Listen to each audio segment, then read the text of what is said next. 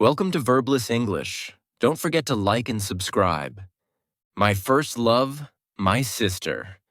My office had given me a 1-month holiday, and I was returning to my hometown to visit my mother. This time, my mother was unusually excited about my arrival, which I found strange. I thought she might have missed me a lot. At 8, I finally departed from the station and went straight to my home. The door opened, and behind it stood my lovely mother. "Oh, my dear son, finally you are back home," she said with tears in her eyes. I hugged her when I saw her emotional face. We went to the living room, and I sat on the sofa. I was tired from my long journey. "Mom, please bring me a glass of water," I said.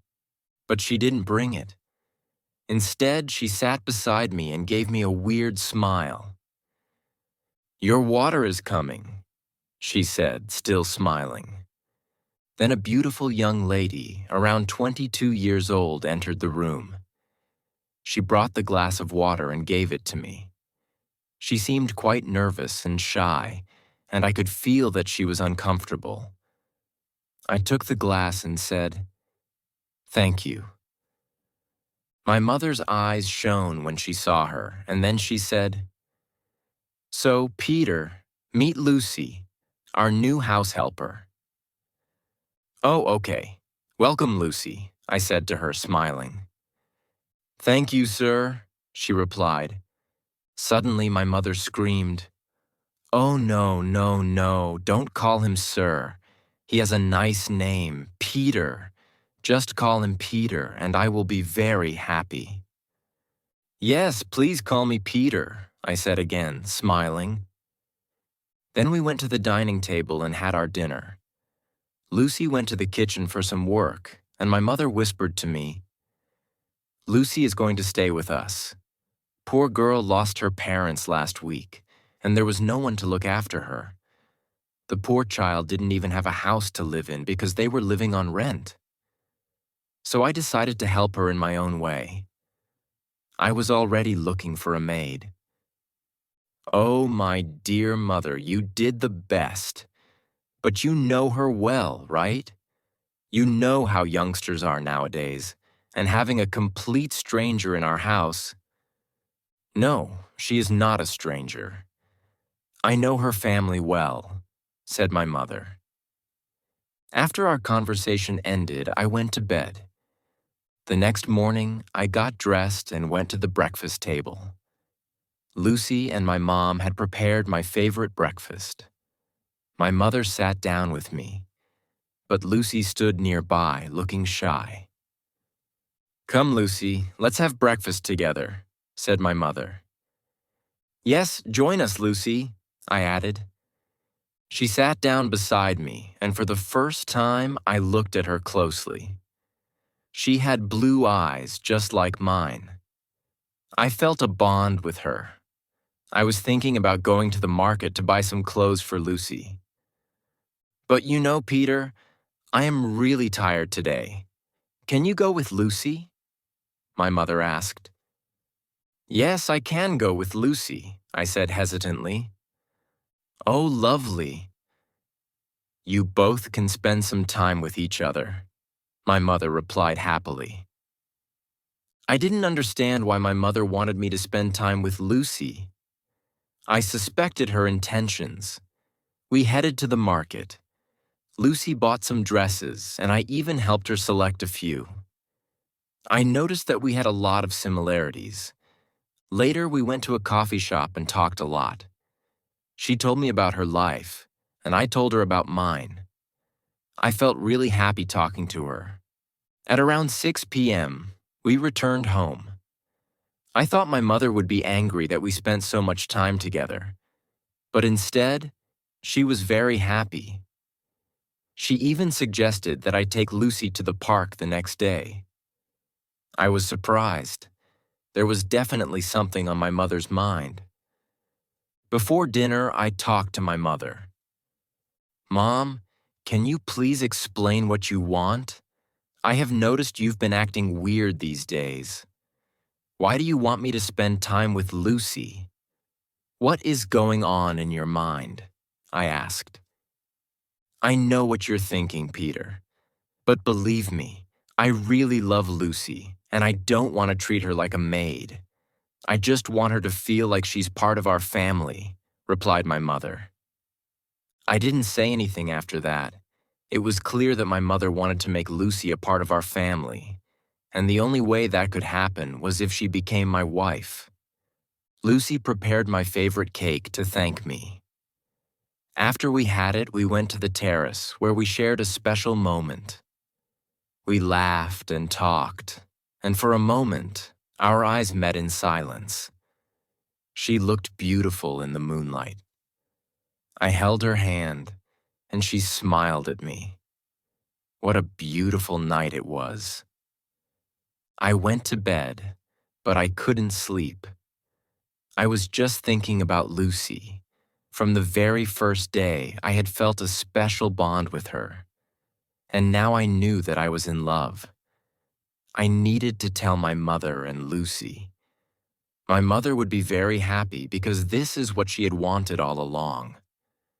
I decided I would propose to Lucy the next night. Early the next morning, I went to buy a ring for Lucy. I made some arrangements in the backyard, decorating it with lights and flowers. My mother had no idea I was going to propose to Lucy. I thought I would tell her later.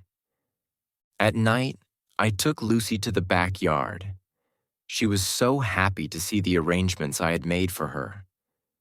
Then I bent down on my knees, took out the ring, and proposed to her. She was overjoyed and had tears in her eyes. Then she screamed, "Yes, yes, yes!" Hearing her voice, my mother came into the yard. She saw the ring in my hand and Lucy in front of me. I was just putting the ring on Lucy's finger when my mother shouted, "What is all this? What are you doing, Peter?" I laughed and replied, "I am going to marry Lucy, my first love, and this is what you wanted me to do. Believe me, Mother, I am the happiest man today." "What nonsense! You can't marry her. Are you both out of your senses?" my mother shouted, and then she fainted. I couldn't understand anything. Lucy and I were totally shocked. I called the doctor immediately. After the checkup, the doctor told me that my mother had a panic attack. He suggested that I should not give her any kind of stress. When my mother regained consciousness, I went into her room. Lucy was very afraid, so she didn't come with me. "Mom, are you feeling better now?" I asked. "Yes, my son," she replied. Then I asked her why she had reacted that way. She was the one who wanted me and Lucy to get closer, and now her reaction was very strange. "Look, Peter, I know that I asked you to be with Lucy, but I never wanted you to marry her, and I will never give you permission for that. Forget all your feelings for Lucy," said my mother. "No, not at all. I love Lucy with all my heart. She's my first love, and she loves me too. You also liked her so much, so why are you against this? Please, Mom, understand me," I said. She didn't reply and closed her eyes to sleep. The next day, when I returned from the market, I saw some guests in the house. A young, pretty woman and an older lady were sitting with my mother. I greeted them and sat beside my mother. Then my mother said to me, "Look, this is my friend's daughter, Alex. Isn't she beautiful? I have selected her to be my daughter-in-law." "What?" I shouted. "No, this can't happen." Then I turned toward the ladies and asked them to leave the house immediately. My mother was very angry at me for disrespecting the guests. "How could you even think of marrying me to someone else?" "You know I love Lucy," I said. "But I have already told you that you can't love Lucy," replied my mother. "But why? Please give me a reason. Can't you see the pain in my eyes? I said. I cannot give you a reason now. It's not possible, my mother replied. You have to give me a reason, or I will take Lucy and get married without you, I said angrily. My mother started to cry. Then she said, Peter, my son, I love you so much. I cannot lose you. I don't want you to hate me. If you want to know the reason, then wait for my death. I was so angry at that time that I said something terrible. Then die, Mom. I still regret saying that to my mother. After that day, I stopped talking to her. She grew weaker day by day and was always sick. Months passed, and my mom married Lucy to someone else. I tried to stop the wedding, but after seeing my mother's condition, Lucy just wanted to leave the house, so she got married. My mother used to cry every day. The doctor said that she had only a few days left. One day, as I was returning home, I saw a few people gathered outside my house. I was afraid. One man came forward and told me that my mother had died. I rushed inside the house to see her. I felt as if I had lost everything. It was the worst day of my life. The day after my mother's death, I went into her room and found a letter. It was written by my mother. I started to read it. Peter, I know you hate me, but I couldn't tell you the truth, because if you knew, you would hate me even more. I didn't hate Lucy. In fact, I loved her. She was like my daughter, and I wanted you to treat her like a sister, not a lover. But it's time for you to know the truth, and I request that you don't hate me after reading this letter. I was against your marriage with Lucy because she is your real sister. You have a blood relation with her. I adopted you from a very poor family.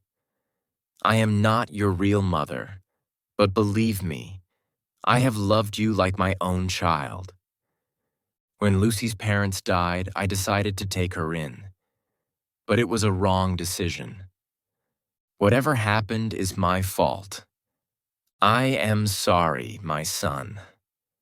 Please forgive your mother. Don't hate me, because I will continue to love you even after I die. When I read this letter, I couldn't believe it. What do I do? What is my mistake?